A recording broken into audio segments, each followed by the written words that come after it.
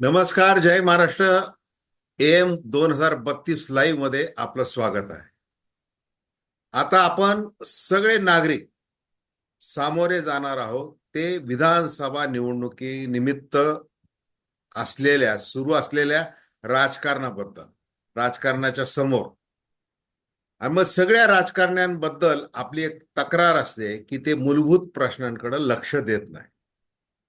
आता एक संपर्क सारखी एक मान्यवर सामाजिक संस्था, या संस्थेने असा एक अभ्यास केलाय, तो मावळत्या विधानसभेचा, की हे जे 288 आमदार आहेत आणि विधान परिषदेमधले काही आमदार आहेत, या दोघांनी मिळून, या दोन्ही प्रकारच्या विधिमंडळ सदस्यांनी मिळून आरोग्याच्या संदर्भात काय नेमके प्रश्न विचारलेले आहेत, त्याच्यावर काय चर्चा केलेली आहे, त्याचा एक सगळ्या प्रश्नांचा धांडोळा संपर्क सामाजिक संस्थेने घेतलेला आहे. आणि आज आपल्या सोबत आहेत जे डॉक्टर नितीन जाधव, जे गेल्या 15-20 वर्षांपासून सार्वजनिक आरोग्याची सेवा कशी असायला पाहिजे त्याचा अतिशय सूक्ष्मपणे अभ्यास करत आहेत. आणि नुसता अभ्यास करत नाहीत, तर ते प्रत्यक्ष तो लोकांसमोर आणत आहेत. तर संपर्कासाठी त्यांनी जो अभ्यास समोर आणलेला आहे त्याविषयी आपण त्यांच्याशी चर्चा करणार आहोत. आणि माझी दर्शकांना अशी विनंती आहे की हे चॅनल आपण सबस्क्राईब करावं आणि आरोग्यासंबंधी आपल्याला जे जे काही वाटतंय, म्हणजे कुठल्या प्रकारची सेवा आपल्याला मिळत नाहीये किंवा आपण काय विचार करताय नेमका त्याच्या दर्जाबद्दलचा, सरकारकडून आपल्या काय अपेक्षा आहेत, या सगळ्या कॉमेंट्स आपण कॉमेंट बॉक्समध्ये लिहावेत. तर डॉक्टर नितीन, मला आपल्याला पहिला प्रश्न असा विचारायचा आहे की आपल्या भारतामध्ये एकूणच लोकसंख्येच्या मानाने आरोग्याचे प्रश्न काय भीषण आहेत हे वेगळं सांगायची गरज नाही. आपण ज्या वेळेला महाराष्ट्राचा विचार करतो त्यावेळेला आता आपण इतर राज्यांशी तुलना करतो. आता राजस्थान सारखं राज्य आहे, तिथं आरोग्य सेवेचा हक्क त्या राज्यांनी दिलेला आहे, तसं महाराष्ट्रात दिलेला नाही. त्याच्यानंतर महाराष्ट्राचं दरडोई उत्पन्न लक्षात घेऊन किती प्रमाणात आरोग्य सेवेवरचा खर्च केला जातो हे सांगा. आणि आपण जो काही अभ्यास केलेला आहे या प्रश्नांचा विधिमंडळातल्या, म्हणजे ज्या मावळत्या आमदारांनी उपस्थित केलेले प्रश्न, त्याबद्दल थोडक्यामध्ये सांगा. Thank you doctor. ऍक्च्युली आपण सगळेजण जे महाराष्ट्रात राहतोय ते एका कॉन्ट्राडिक्शन मध्ये जगतोय, एका विरोधाभासामध्ये जगतोय. कसं? महाराष्ट्रामध्ये खूप सारे विरोधाभास आहेत. त्याचं एक उदाहरण द्यायचं म्हटलं तर महाराष्ट्र जितका पैसा केंद्र सरकारला देतं जीएसटीच्या मार्फत किंवा आपलं स्वतःचं उत्पन्न, कारण की आपल्या सगळ्यांना माहिती आहे की केंद्र सरकारचे स्वतःचे पैसे खूप कमी असतात. राज्याकडून वेगवेगळ्या करांच्या मार्फत काही हिस्सा हा राज्य सरकार ठेवतं आणि आता तर जीएसटीमुळे सगळा पैसा हा केंद्र सरकारकडे जातो आणि त्यातला काही वाटा आपल्या राज्याला येतो. तर आकडेवारी जर बघितली तुम्ही तर त्याच्यामध्ये तुम्हाला खूप इंटरेस्टिंग दिसेल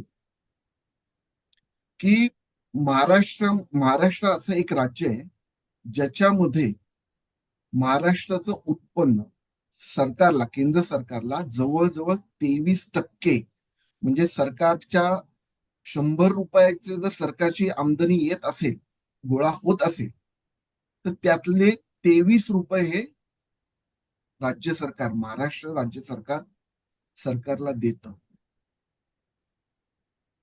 पण त्याच धर्तीवर कॉन्ट्राडिक्शन किंवा विरोधाभास आहे की सगळ्यात जास्त उत्पन्न केंद्र सरकारला देणारं राज्य, आरोग्याचे प्रश्न, शिक्षणाची परिस्थिती ही खूप वेगळी आहे आणि खूप दयनीय आहे.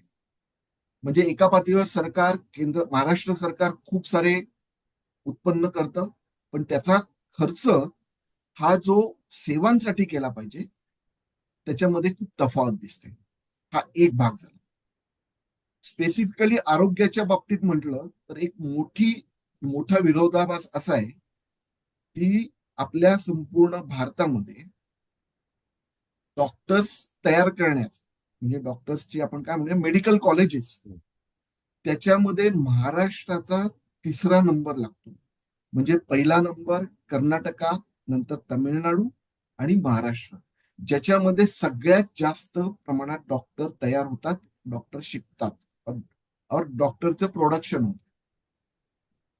पण त्याच धर्तीवर बघितलं तर रिक्त पदांचा मुद्दा महाराष्ट्रामध्ये खूप मोठा आहे. ही दुसरी कॉन्ट्राडिक्शन झाली. आणि तिसरी खूप इंटरेस्टिंग आहे, म्हणजे मला हे दर्शकांना सांगायला खूप आवडेल किंवा खूप महत्वाचं आहे की कोविड काळामध्ये सगळ्यांनी, जगाने आणि भारताने खूप वाईट परिस्थिती बघितली. पण अनफॉर्च्युनेटली त्याच काळात भारतातले जे अब्जाधीश असतात, बिलेनियर्स असतात, त्यांची संख्या 102 वरनं 142 वर गेली. म्हणजे कोविडच्या काळामध्ये अब्जाधीशांची संख्या वाढली. आणि त्या अब्जाधीशांची संख्या म्हणजे अब्जाधीश जवळजवळ 98 अब्जाधीश हे भारतातले सगळ्यात जास्त मोठ्या प्रमाणात अब्जाधीश म्हणून डिक्लेअर झाले. म्हणजे त्याचं उदाहरण बघायचं म्हटलं तर एकूण भारतातले श्रीमंत लोक जे आहेत, जे 98 लोक आहेत, जी खूप श्रीमंत आहेत, अब्जाधीश आहेत, त्यांची जर आपण संपत्ती एकत्र केली आणि भारतातले जवळजवळ 55 कोटी लोक एकत्र त्यांची संपत्ती एकत्र केली तर त्या दोघांची प्रमाण सारखं आहे. म्हणजे 98 लोक एका बाजूला भारतातली आणि जवळजवळ 55 कोटी लोक भारतातली, ही जर एकत्र केली तर दोघांची मिळून जी आहे ती एकसारखी आहे संपत्ती. याचा अर्थ असा आणि इंटरेस्टिंग असं आहे की महाराष्ट्रामध्ये 98 जे अब्जाधीश, ऑक्सफॅमचा एक रिपोर्ट आहे, ऑक्सफॅम इंडिया नावाची एक संस्था आहे, इंटरनॅशनल आहे, पण त्यांनी 2023-24 मध्ये एक रिपोर्ट काढला की अब्जाधीशांची संख्या किती आहे. तर भारतामध्ये 98 आहे, 98 अब्जाधीश. त्याच्यात सगळ्यात जास्त अब्जाधीश हे महाराष्ट्रातले. सांगायचंय काय, एका पातळीवर महाराष्ट्रामध्ये संपत्ती आहे, पण त्याचं जे विभाग आहे किंवा त्याचं जे विभागणी आहे किंवा त्याचा खर्च आहे, त्याच्यामध्ये सेवांवर किती खर्च होतो, म्हणजे सेवा म्हणजे कोणत्या, शिक्षण झालं, आरोग्य झालं, राशन झालं, ह्याच्यामध्ये खूप मोठी गॅप दिसते. अशा ह्या कॉन्ट्राडिक्शन मधल्या महाराष्ट्राबद्दल जेव्हा तुम्ही आरोग्याचा विचार करता तर दुसरा ह्याच्यामधला डॉक्टर मुद्दा असा आहे की आमदार किंवा कोणताही लोकप्रतिनिधी जेव्हा लोकांचे प्रश्न सोडवतो म्हणजे नक्की काय करतो किंवा त्याची जबाबदारी काय. आपल्या सगळ्यांना माहिती आहे की संविधानामध्ये लिहून ठेवलेलं आहे की लोकप्रतिनिधी लोकांचं रिप्रेझेंटेशन करायचं, लोकांचे प्रश्न सोडवण्यासाठी त्यांना वेगवेगळ्या पातळीवर, लोकसभा असेल, राज्यसभा असेल, विधानसभा असेल, त्या ठिकाणी जाऊन धोरणांच्या पातळीवर मांडणी करायची. लोकांचे प्रश्न, लोकल पातळीचे प्रश्न हे राज्य पातळीवर, राज्य काय जिल्हा पातळीवर, राज्य पातळीवर, केंद्र पातळीवर मांडण्याची त्यांना एक पॉवर, त्यांच्याकडे एक शस्त्र असतं. एक ऍज अ आमदार म्हणून, खासदार म्हणून, काही प्रमाणात लोकल पातळीवर सरपंच म्हणून गावाचे प्रश्न सोडवणं, जिल्हा पातळीवर जिल्हा पालक मंत्री म्हणून प्रश्न सोडवणं, असे प्रश्न सोडवणं ही त्यांची एक मुख्य जबाबदारी असते. आता आरोग्याच्या बाबतीत काय चित्र दिसतं आपल्याला. आरोग्याच्या बाबतीत जे प्रश्न सोडवायला पाहिजे, म्हणजे उदाहरणार्थ बरेच वेळा आपण आमदाराकडे केव्हा जातो किंवा बरेच वेळा आपण सरपंचाकडे केव्हा जातो किंवा बरेच वेळा आपण खासदारांकडे केव्हा जातो, जेव्हा काही आरोग्याचं शिबिर लावलं त्यांनी, दुसरी गोष्ट आपल्याला काही सर्टिफिकेट पाहिजे असेल, सरपंचाचं जेव्हा आपण दारिद्र्य रेषेखालचं सर्टिफिकेट मागतो तेव्हा त्यांच्याकडे जातो, किंवा कोणती स्कीम, आता माझं कोणतरी आजारी पडलंय आणि माझे पैसे कमी करून घ्यायचे प्रायव्हेट हॉस्पिटलमध्ये, तेव्हा आपण आमदार किंवा यांचा जास्त विचार करतो. पण एवढंच पुरेसं नाहीये. लोकांचे प्रश्न हे त्या विधानसभेमध्ये मांडणं ही एक सर्वात महत्वाची जबाबदारी आहे.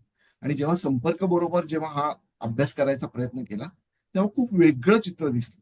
वेगळं चित्र असं दिसलं की जेव्हा संपर्कनी 2000 आपण म्हणूया 2020 पासून 2024 पर्यंत जे कोणते सगळे आपले आमदार आहेत त्यांनी जेवढे काही प्रश्न विचारले त्या प्रश्नांचे किती प्रमाणात प्रश्न हे आरोग्याचे होते असा एक अभ्यास करण्याचा प्रयत्न मी केला. आणि त्याच्यामध्ये एक इतकं वेगळं चित्र दिसून आलं. काय चित्र दिसून आलं? तर एकूण जे काही प्रश्न मांडले होते त्यातले फक्त 451 जे प्रश्न आहेत ते आरोग्याच्या संदर्भातले होते. म्हणजे उदाहरणार्थ 25% फक्त प्रश्न हे आरोग्याच्या धोरणात्मक पातळीवरचे व्यापक प्रश्न होते. आरोग्याचे व्यापक प्रश्न म्हणजे काय? आता उदाहरण द्यायचं म्हटलं तर बाकीचे प्रश्न त्यांनी काय मांडले होते? तर आमच्या कार्यकर्त्याचे किंवा आमच्या गावामध्ये दवाखाना पाहिजे. आमच्या गावामध्ये डॉक्टरांची पदं भरली पाहिजेत. माझ्या कॉन्स्टिट्युएन्सीमध्ये इथं काय ट्रॉमा सेंटर उभं केलं पाहिजे. हे प्रश्न तितकेच महत्वाचे आहेत. पण जे व्यापक आहेत, जे सगळ्या समाजासाठी, सगळ्या लोकांसाठी महत्वाचे आहेत, कोणते ते प्रश्न आहेत? जसं तुम्ही प्रश्न विचारला, एक 3-4 महत्वाचे प्रश्न आहेत जे धोरणात्मक पातळीवर सगळ्या आपल्या लोकप्रतिनिधी जर मांडले तर ते धोरणात्मक पातळीवरचे प्रश्न सुटू शकतात. आणि कोविडमध्ये आपण सगळ्यांनी बघितलं कोविडची परिस्थिती. कोविडमुळे एक अनफॉर्च्युनेटली फायदा काय झाला? आतापर्यंत आरोग्याचे प्रश्न जे मांडले जात नव्हते त्यातले 2% फक्त प्रश्न वाढले जे आरोग्यावर मांडले. आता आपण विचार करू की आरोग्य एवढं महत्वाचं काय आहे सगळ्यांसाठीच? हा प्रश्न खरं चुकीचा आहे किंवा हा प्रश्न खरं हास्यास्पद आहे. कारण की त्याचा संबंध आपल्याला लोकप्रतिनिधींना सांगावं लागेल की आरोग्य आणि शिक्षण ह्या 2 गोष्टी आहेत. ही देशाची, भारताची, महाराष्ट्राची, राज्याची गुंतवणूक म्हणून बघितलं पाहिजे. म्हणजे कसं? जर मी बरा असेल, जर मी हेल्दी असेल, जर मी काम हेल्दी असल्यामुळे मी चांगलं काम करू शकतो. त्यामुळे मला पैसे मिळतील, माझ्या पोराबाळांना खायला पैसे मिळतील, आम्ही नीट राहू. हे झालं माझं आणि फॅमिलीचं. तसंच जर समाजामध्ये आरोग्य चांगलं असेल लोकांचं तर त्याचा डायरेक्टली संपर्क त्यांच्या प्रोडक्शनशी, त्यांच्या काय म्हणतो क्रियाशीलतेशी आहे. आणि त्यामुळे जर प्रोडक्टिव्हिटी. हा आपली ती क्रियाशीलता किंवा आपली प्रोडक्टिव्हिटी वाढली तर आपोआपच माझ्या स्वतःची, माझ्या घराची, माझ्या समाजाची, राज्याची ही क्रियाशीलता वाढते, प्रोडक्शन वाढतं. आणि त्याच्यामुळे प्रोडक्शन वाढल्यामुळे एक भरभराटी विकास असं एक मॉडेल आपण म्हणू शकतो. पण डॉक्टर नितीन, मला आता हे तुम्ही विस्तृतपणे सगळं एक चित्र उभं केलेलं आहे की नेमकं काय परिस्थिती आहे, विधिमंडळात काय परिस्थिती आहे, आरोग्याचा काय प्रश्न आहे, लोकांमध्ये काय जागृती, अगदी सरपंच ते खासदार हे लोकप्रतिनिधी काय करतात, हे सगळं तुम्ही समोर ठेवलेलं आहे चित्र. आता आपण ह्या 15वी विधानसभा आपण निवडणार आहोत. आता 14व्या विधानसभेमध्ये असं झालं होतं की 2 सरकार आलेले आहेत. म्हणजे उद्धव ठाकरेंचं एक सरकार होतं आणि एक एकनाथ शिंदेचं सरकार. आता उद्धव ठाकरेंच्या सरकारमध्ये कोविडचा हा बराचसा काळ त्यांचा गेलेला 80% तरी. तर त्याची जी आकडेवारी जी समोर तुम्ही ठेवलेली आहे, मला असं वाटतं की महाराष्ट्रामध्ये 81,73,792 एवढे रुग्ण होते आणि त्याच्यापैकी 1,48,571 जणांना म्हणजे जीव गमवावा लागलेला आहे कोविडमुळे. आता तुमचं त्याच्यामध्ये एक असं वाक्य आहे की केंद्राकडून राज्याला दुजा भावाची वागणूक दिली गेली, असं तुमचं ते वाक्य आहे. तर ते ते त्या वाक्याचं जरा समजून सांगा की नेमकं आता पंतप्रधान नरेंद्र मोदी, आता हे राजकीय मतभेद वगैरे आपण सगळं बाजूला ठेवू, आपल्याला त्याच्यावर चर्चा करायची नाहीये. आपण बरोबर, मूळ बरोबर. मुख्य मुद्दा तुमच्या अभ्यासाचा आरोग्य हा आहे. आणि तुम्हाला असं एवढं काय जाणवलं त्याच्यामध्ये की तुम्हाला हे लिहावं लागलं तुमच्या अहवालामध्ये की केंद्राने दुजाभाव केलेला आहे? तर तो कुठल्या प्रकारचा दुजाभाव, काय जाणवलं तुम्हाला ते सांगा. ऍक्च्युली हे फक्त आरोग्याच्या संदर्भातलं नाहीये. हे वेगवेगळ्या मुद्द्यांसंदर्भातलं आहे. जीएसटीचं पैसे वाटप करणं असेल, उदाहरणार्थ 3,000 कोटी कोविडच्या दरम्यान केंद्र सरकारने राज्य सरकारला जीएसटीचा स्वतःचा वाटा म्हणून देणं अपेक्षित होतं. बरेच वेळा महाराष्ट्र सरकारने त्याचा फॉलोअप केला, पण सरकार वेगवेगळी होती कोविडच्या काळामध्ये. त्यामुळे जो 3,000 कोटी मिळणं अपेक्षित होतं ते वेळेवर मिळाले नाही. हा एक पहिला मुद्दा. इथं एक प्रकारे दोन सरकारांमधला जो काही तिढा आहे तो आपल्याला दिसतो. दुसरं, ऑक्सिजन कॉन्सन्ट्रेशनचा मुद्दा असेल, ऑक्सिजन सप्लायचा मुद्दा असेल, रेमडेसिवीर आणि ती जी आपली अँटी रेट्रोव्हायरल ट्रीटमेंट जी याला दिली जाते, कोविडच्या दरम्यान दिली जाते, त्याच्यामध्ये सप्लायचा मुद्दा असेल, लसींच्या सप्लायचा मुद्दा असेल.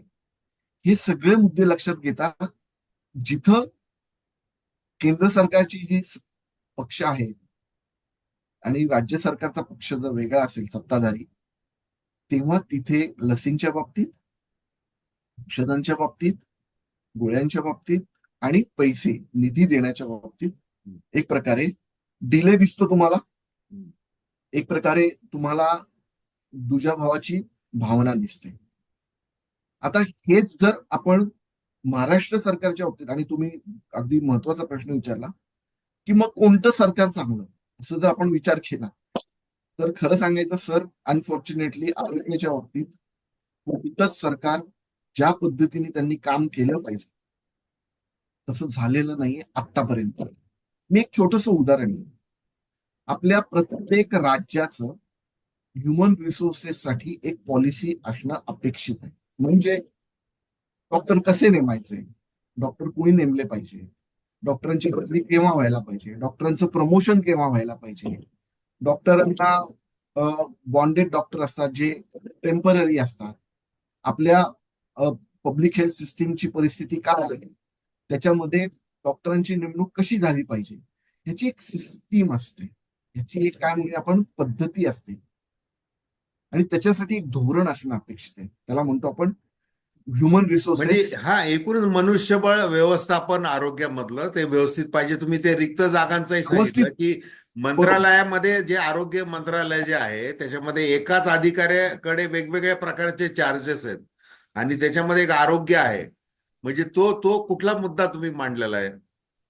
ऍक्च्युली त्याच्यामध्ये तुम्हाला दिसेल की राज्य पातळीवर एक राज्याची एक काय म्हणतात हेल्थ डायरेक्टरेट आपण असं म्हणूया.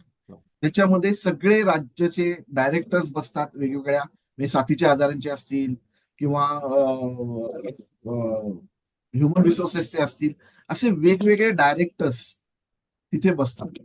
अनफॉर्च्युनेटली तिथं इतकी रिक्त पद आहेत, एकेका डायरेक्टरकडे तीन तीन चार चार पदांचं. म्हणजे एका डायरेक्टरनी नागपूरचं पण नागपूरची पण डायरेक्टरशिप बघायची, त्याच डायरेक्टरनी मुंबईत बसून पुण्याची पण डायरेक्टरशिप बघायची. म्हणजे मुंबई पुणे यासारख्या शहरांमध्ये देखील आरोग्य उपसंचालकांच्या जागा रिक्त आहेत.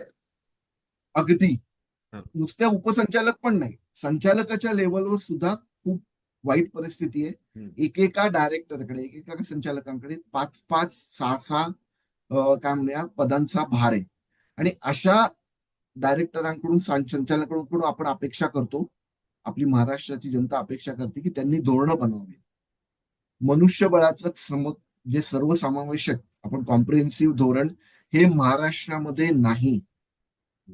मानसिक आरोग्याचं धोरण महाराष्ट्रामध्ये नाही. तुम्ही जर महाराष्ट्राच्या वेबसाईटवर गेलात तर तिथं किती डॉक्टरांची संख्या तुम्ही बघितली तर इतकं अवघड परिस्थिती आहे. म्हणजे उदाहरणार्थ सांगायचं म्हटलं तर, एकच मिनिट हा. डॉक्टर मानसिक आरोग्याच्या बाबतीत जवळजवळ रिक्त पदांची संख्या, म्हणजे आपण जर एकच मिनिट हा हा उदाहरणार्थ महाराष्ट्रातल्या सगळ्या जिल्ह्यातल्या जी जिल्हा रुग्णालय त्याच्यामध्ये 34 मानसिक म्हणजे सायकॅट्रिस्टची रिक्त पदं आहेत, मंजूर पद आहेत. 34 पैकी फक्त 20 पदं भरलेली आहेत. हे कुठं? जवळ डिस्ट्रिक्ट हॉस्पिटलच्या पातळीवर. हं? 50% त्याच्यानंतर 50, हा, 50, हा, 50, 55%. आता मेडिकल कॉलेजेसमध्ये आणि सर्व जिल्ह्यांमधली जी फर्स्ट क्लासचे जे सायकॅट्रिस्ट आहेत त्याच्यामध्ये, डॉक्टर तुम्हाला मला सांगायला लाज वाटते, 85 पदांपैकी म्हणजे मेडिकल कॉलेजेस, मी आता आधीच जे सांगितलं ते डिस्ट्रिक्ट हॉस्पिटल बद्दल सांगितलं, मेडिकल कॉलेजेस मधली जी रिक्त पद आहेत 85 पदांपैकी फक्त 9 पदं भरलेली आहेत. 9. म्हणजे 972 म्हणजे खूप, म्हणजे 8 ते 10% पदं ही सायकॅट्रिस्टची भरलेली आहेत. आणि तुम्हाला दिसेल की कोविड नंतर मानसिक आरोग्याचे प्रश्न खूप मोठ्या प्रमाणात निर्माण झालेले आहेत. आता त्याच्यामध्ये मुलांमध्ये मोबाईलचं ऍडिक्शन, अशी वेगवेगळी मानसिक आरोग्याचे नाही प्रश्न पुढे येत आहेत. हा बरं का पण डॉक्टर हा, नितीन, आपल्याकडे आता थोडासाच वेळ आहे. तर मला काही प्रश्न आहेत. म्हणजे आता बघा की विधिमंडळामध्ये ह्या लोकप्रतिनिधींनी जे काही प्रश्न विचारलेले आहेत आणि ते 451 आरोग्यासंबंधीचे प्रश्न आहेत जे महत्वाचे आहेत, त्यांनी विचारलेले आहेत. परंतु हो, त्याच्यात तुम्ही असं सांगताय की 24% म्हणजे 109 प्रश्न हे महाराष्ट्राचं एकूण जे काही आरोग्य आहे, सार्वजनिक आरोग्य व्यवस्था, मग त्याच्यामध्ये तुम्ही जे काही अगदी सूक्ष्मपणे जे सांगितले, मनुष्यबळ विकास व्यवस्थापन असेल, मोठ्या आजार, कोविड सारख्या आजाराच्या काळामधल्या काही सुविधा असतील, केंद्र आणि राज्यातला समन्वय असेल, त्याच्यानंतर तुम्ही सांगितलं की एकूण जे काही जीएसडीपी आहे त्याच्यापैकी किती आपण खर्च करतोय, पर कॅपिटा इन्कमच्या तुलनेमध्ये आपण किती खर्च करतोय, तेवढा त्याला त्या नागरिकाला आपण तेवढा न्याय देतोय का. त्याच्यानंतर म्हणजे हे असं एकीकडं आहे. दुसरीकडं तुम्ही ह्या ज्या काही योजनांच्या जाहिराती आता सध्या निवडणुकीच्या निमित्ताने येतात आहे आणि नेहमीच येतात आहे. म्हणजे आजी माजी मुख्यमंत्री एकमेकांवर भरपूर त्याच्यामध्ये आरोप करतात आहे, तेही बाजूला ठेवू आपण. आणि मग ते मुख्यमंत्री सहाय्यता निधी असेल, त्याच्यानंतर उपमुख्यमंत्री सहाय्यता वैद्यकीय निधी असेल, त्याच्यानंतर वेगवेगळ्या प्रकारच्या आयुष्यमान भारत असेल, वेगवेगळ्या प्रकारच्या भरपूर अशा योजना आहेत. त्या योजना म्हणजे जाहिराती खूप मोठमोठ्या आहेत.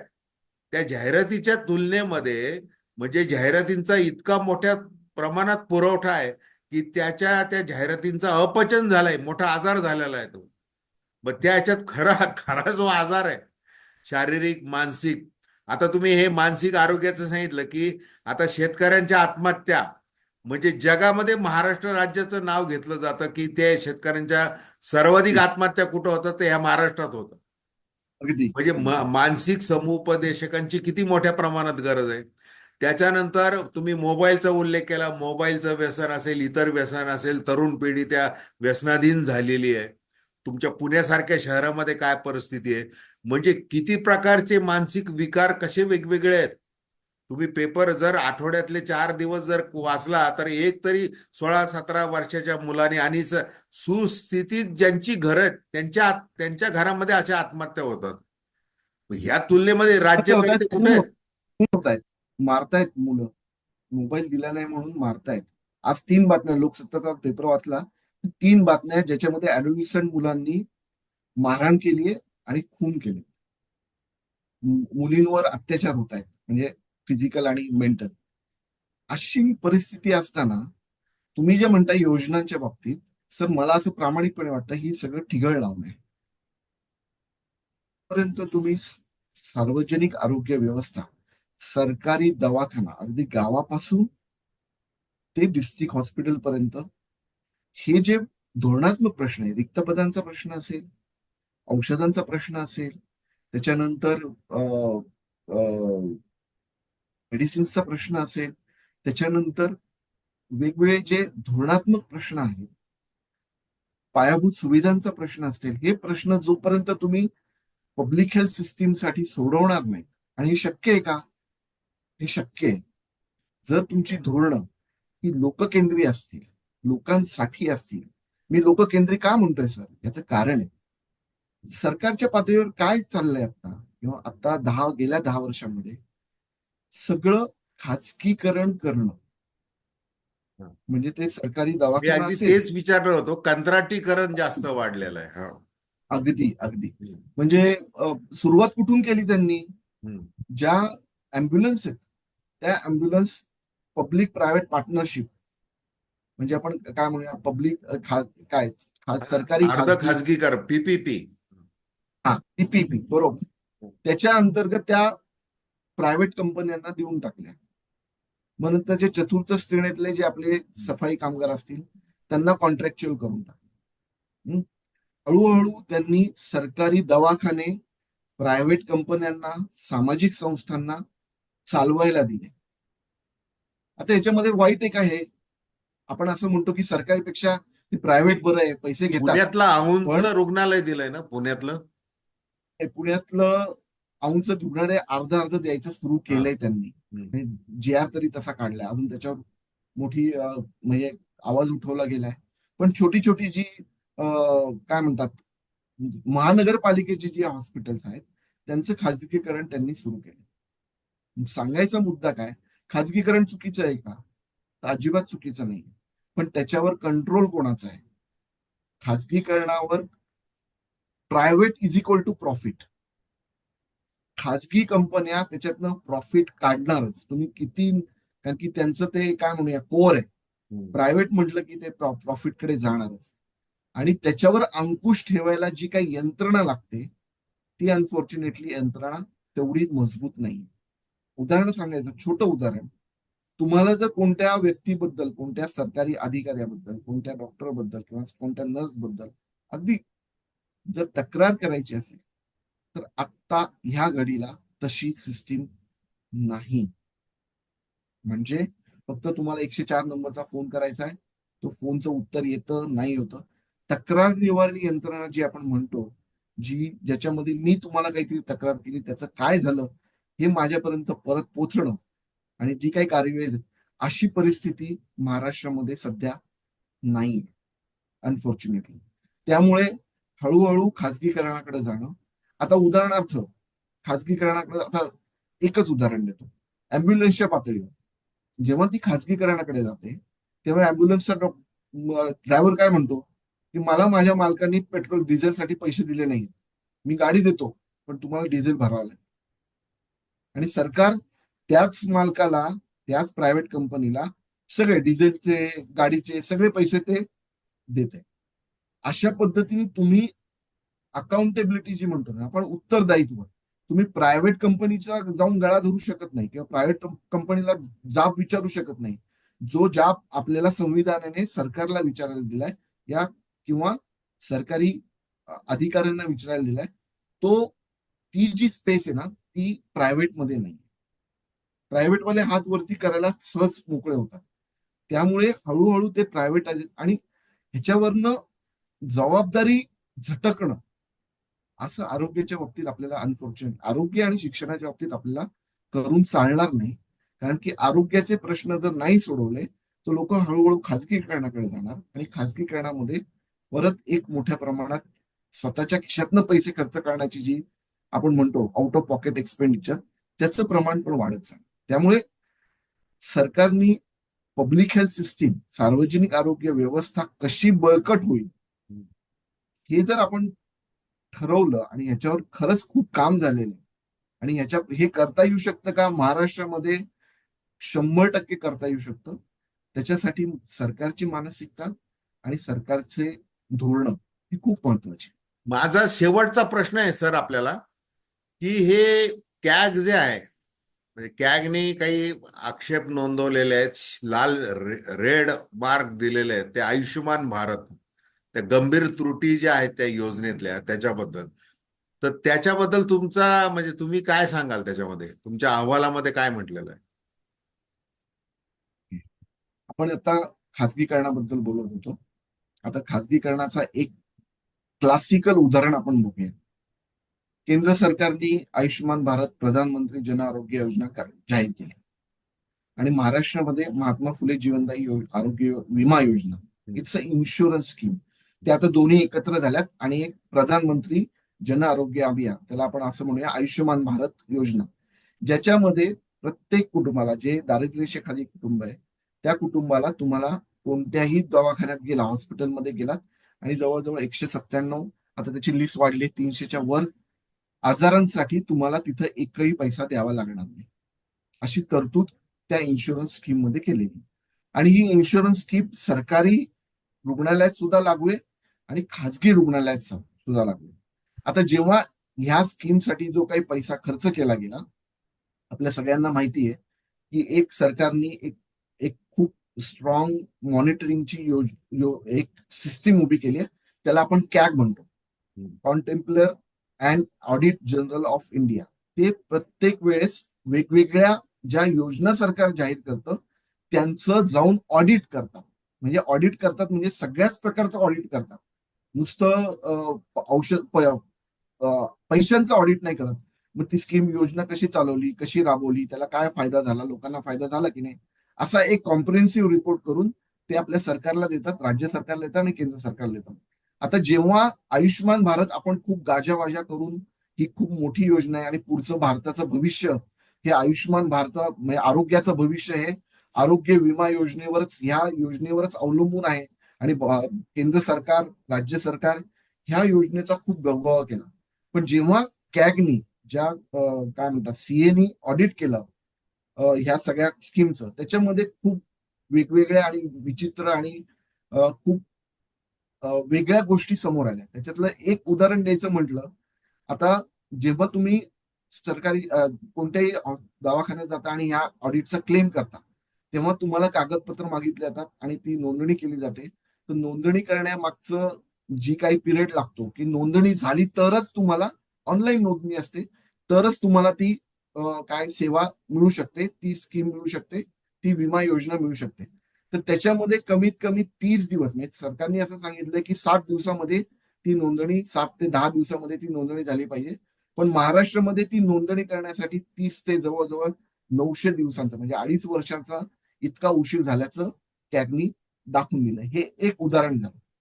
त्याच्यानंतर जनजागृतीसाठी जो सरकारने आराखडा, ह्या योजनेच्या जनजागृतीसाठी सरकारने जो आराखडा तयार करायला पाहिजे होता, जे पैसे खर्च करायला पाहिजे होते, ते पूर्णपणे पैसे खर्च केले नाही आणि जनजागृती योजना राबवली नाही, त्याच्यावर खर्च पण केला नाही.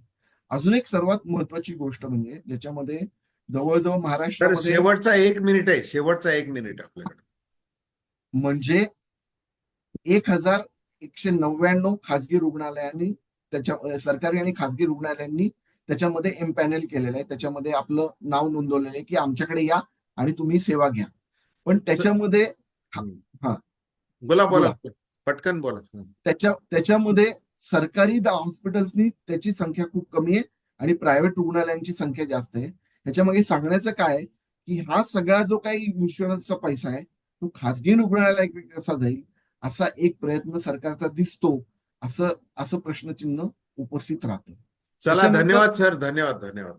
Okay, okay. आपण आरोग्य महाराष्ट्राचं नेमकं कसं आहे आणि त्याच्यावर उपचार करणारं डॉक्टर सरकार कसं आहे, म्हणजे दोघांमध्ये कशा प्रकारचा कम्युनिकेशन गॅप आहे, तुमचं मशिनरीचा असुविधा आहे, म्हणजे पद कसे रिक्त आहेत, बजेटचं काय, हे सगळं तुम्ही थोडक्यामध्ये डोळ्यासमोर ठेवलेलं आहे महाराष्ट्राच्या. आता प्रत्येक जागरूक नागरिकाने आपल्या लोकप्रतिनिधीला विचारलं पाहिजेत की हे नेमकं काय, याच्यामध्ये तुम्ही त्या विधिमंडळात, विधानसभेत गेल्यानंतर नेमकं काय करणार आहात, याचं हे खरं तर आता लोकांनी विचारलं पाहिजेत. प्रत्यक्ष आपापल्या मतदारसंघामध्ये मोठमोठ्या आरोग्य शिबिराचे बोर्ड लागतात, जरूर कार्यक्रम होतात, परंतु ते काही फार पुरेसे नाहीत असं एकूण आपल्या बोलण्यावरून दिसलेलं आहे.